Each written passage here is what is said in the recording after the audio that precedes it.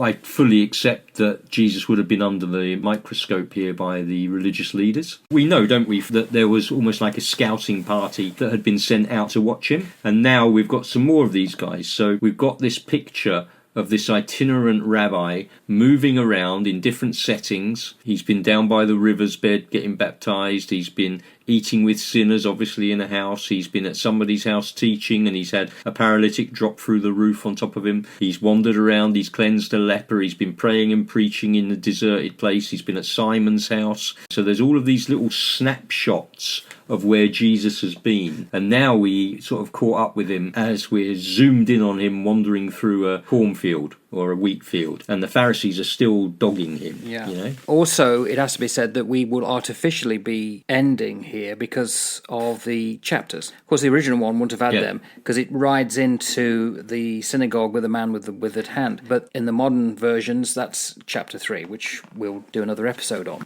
This set the picture for who this man is. Somebody who is clearly steeped in the rabbinical tradition, the way that he engages to and fro with the Pharisees, with the experts of the law. We've got a man who understands his scripture, a born and bred Jew. He's raised in the Jewish tradition. He knows what he's talking about when it comes to the Tanakh. He knows how to deliver it. And we also see that he's somebody who, within the rabbinical schools at the time of Hillel and Shammai, he's starting to show his colours as being somebody who sits more on the liberal interpretation and give as much slack to people as you can. Give as much grace as you can. And I think that that is really important as we see the move of the sect of Judaism called the Way morphing over the years into what we now call Christianity as followers of Christ. Because he's opening up the boundary markers for freedom, for divine grace, and also that the rescue of humanity, the rescue of a life, is more important than the Sabbath.